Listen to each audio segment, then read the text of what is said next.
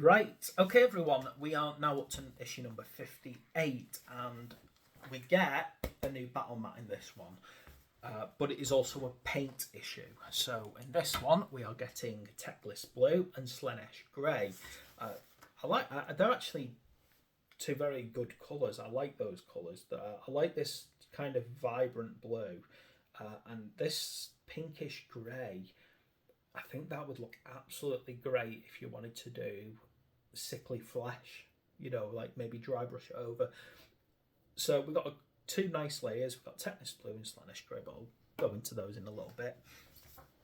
I think what we need to do is, it's one of these, it's a paint issue, so we know it's going to have tons of painting guides in it to actually use these colours.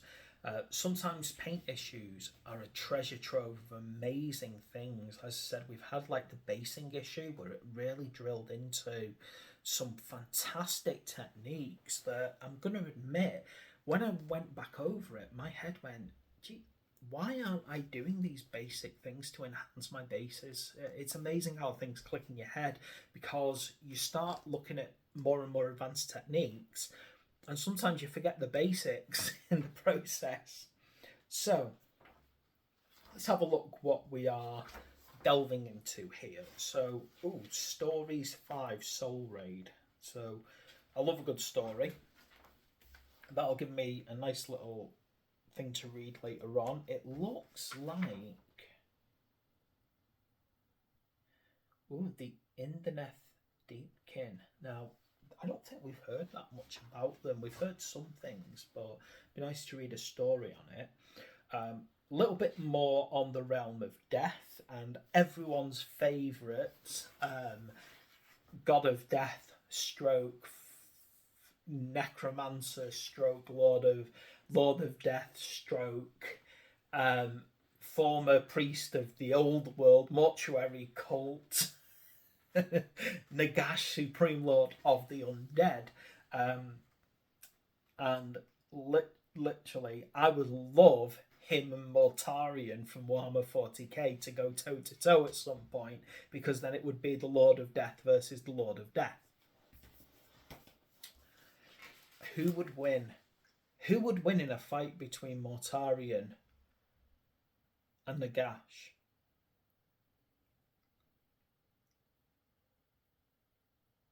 That's an interesting one. I suppose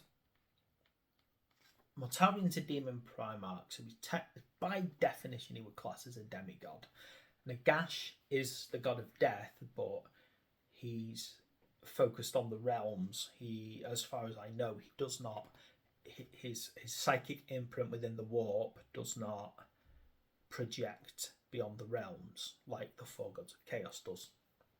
So what that means is that basically, technically, Mortarion could potentially turn up in the Age of Sigmar, but I don't think Nagash would really make an imprint on the Warhammer 40k universe.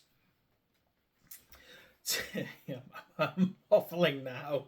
So comments, please, if you who's going to win, Mortarion or Nagash? My money's on Morty. Okay. So we've got quite interesting. Okay, cool. We got a bit on Nagash. I love Nagash. Visions of the Bad Moon. So a bit of Gloomspite Git lore. Right. Relayering. Oh, this is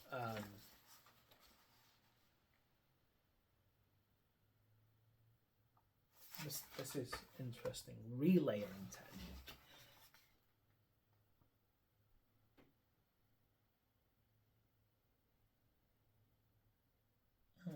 I like this. This is actually quite cool.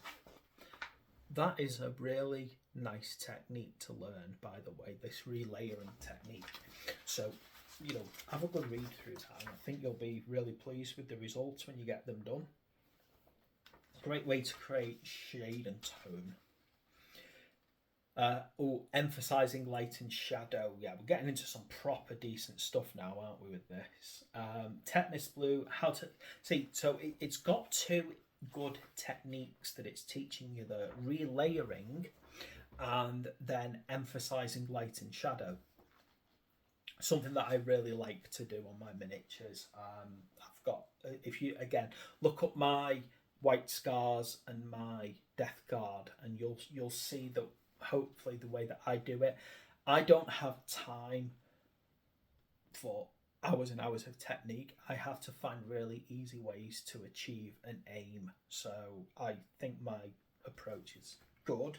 Is it the best ever? Well, no, of course not. But it's good. Yeah, and I'm happy with it. So where to put the Teclis blue, where to put the Slannesh pink. And you can see there all the different techniques kind of combined together. So again, look at how they've done that. I like that Mollog on there, that Mollog, because of the way that they've done the highlighting, it creates a very cartoony effect. The animated style of painting, I know a lot of people go for that now. I've actually done it on some Blood Bowl figures in the past. So giving extreme highlighting on key areas accents them forward. It can make the shadows look darker, but it can, if you like the idea of making it feel like basically animated in style, particularly if you're big on things like animes and mangas, that's the kind of approach that you want to go for. Okay, what else have we got here? Stormcast Eternal battle traits, Cruel Boy battle traits, Forged in War, Shoot the Messenger. Cool, that's a nice little battle to go for as well, battle plan. And a new battle mat. I'll just come to that in a second. Right, more Caradrons coming up, Thunderers, and the start of our Ale Guzzler Gargant. I'm not going to go into it now, but I'll do a bit of history about that when I get to that issue next time round. I think there's a nice little bit of history about the Ale Guzzler Gargant. I hope no one's going to argue with me and say I'm wrong about my history, but I'm pretty certain I'm right about the history of that Gargant model. So I'll waffle on about that next time round. Our new battle mat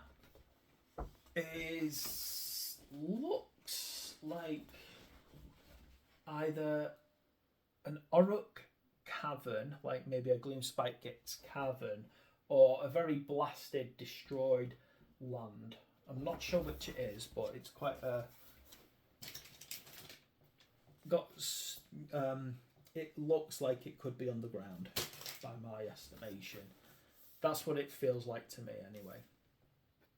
So, and then just one quick last look at these colours. So, the Slannesh Grey, that one is, if you have like things like a Demonette army, or you need to highlight like purples, that's a great one for that.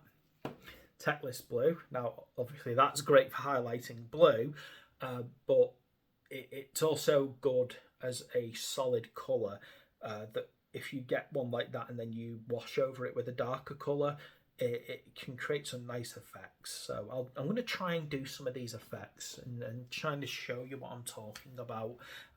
I always struggle to do painting videos though, because unfortunately with my poor back, trying to sit there and do proper painting videos can be quite exhausting for me. I did an hour-long one a few weeks back, and I was basically incapable of sitting afterwards for quite a bit. So I'll try my best. Anyway, so there we go. That's our Stormbringer for this time. Next set of issues coming up is another one of the optional issues that you can buy. It's going to be an assassin encounter, which is good because we don't get any elves in Stormbringer, so having that model is just a positive to actually see a different faction. There we go then. That's me done for this one. I'll be starting doing the build videos soon enough. Thanks for watching. Please like and subscribe. I'll see you next time.